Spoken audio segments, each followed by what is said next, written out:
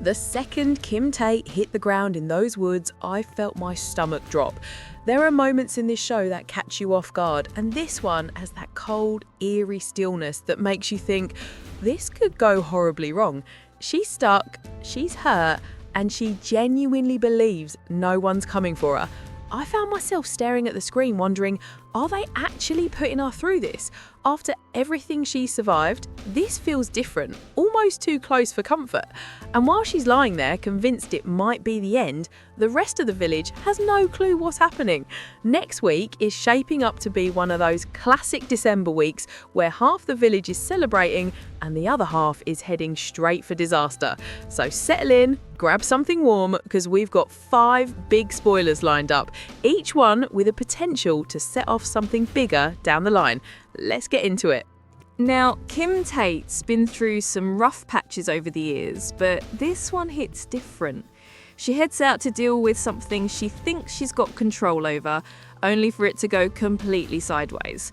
One wrong move in the woods, and that's it. She's on the ground, leg messed up, no one around, and you can see the fear in her eyes. What gets me is how quiet it is. No drama music, no shouting, just her breathing and realising she can't get back up. Fans might remember times she's been trapped before, but this feels more vulnerable. She tries to stay calm at first, but you can practically feel the panic creeping in. And the longer she sits there, the more she starts accepting that no one even knows where she is. And then, meanwhile, back at home farm, nobody has a clue.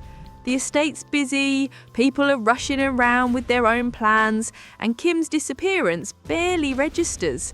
That's what makes it worse. She's out there telling herself help isn't coming. And you know what this could do?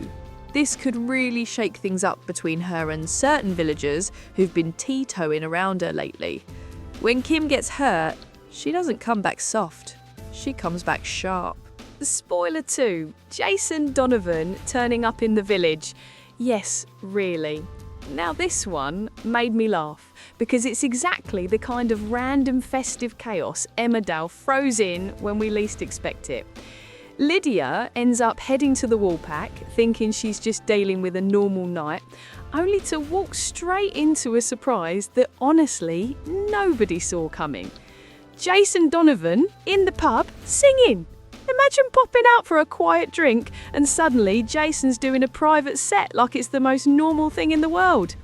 The villagers react exactly how you'd expect. Mix of excitement, confusion, and everyone trying to look like they planned to be there all along. It's warm, funny, and it cuts right through some of the darker moments happening elsewhere in the episode.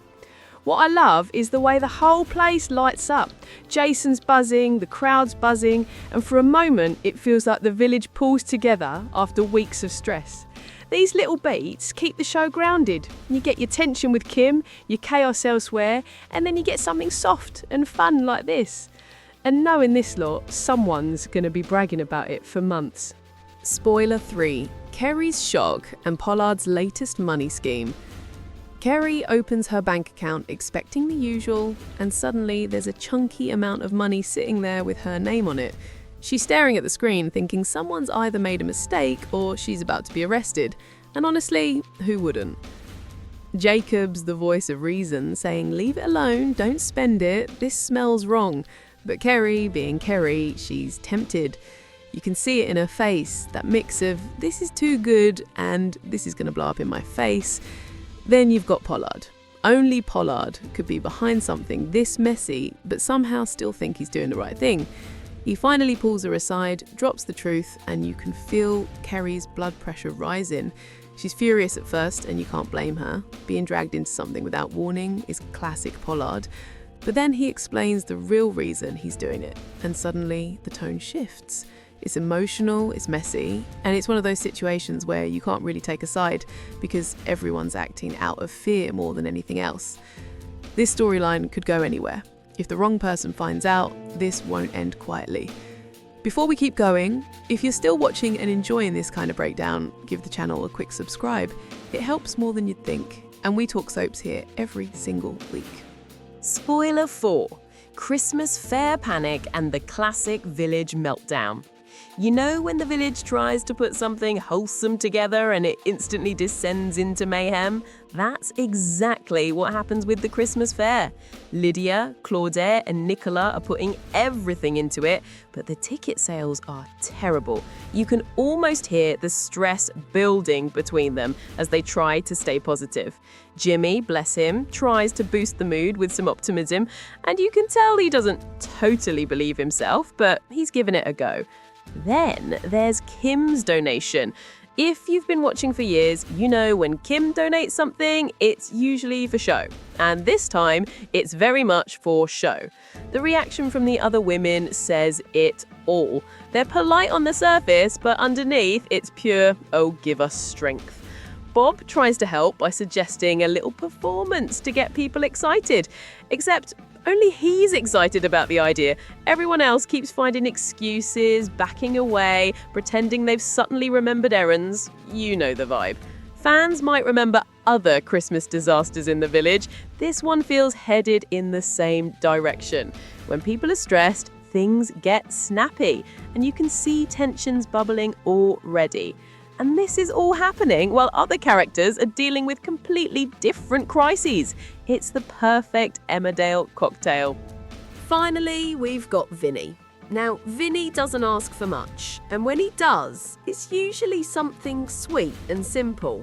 He just wants a bit of time alone with Lewis. Nothing dramatic, nothing wild, just a quiet moment to get closer and figure out where things stand. But of course, it's Emmerdale. Nothing stays simple for long. They try to spend an afternoon together, and right when it seems like the mood's going the way Vinny hoped, someone else turns up and crashes it. You can practically see the frustration on his face. It's that feeling of not again, like every time he tries to take one step forward, something pulls him 2 steps back.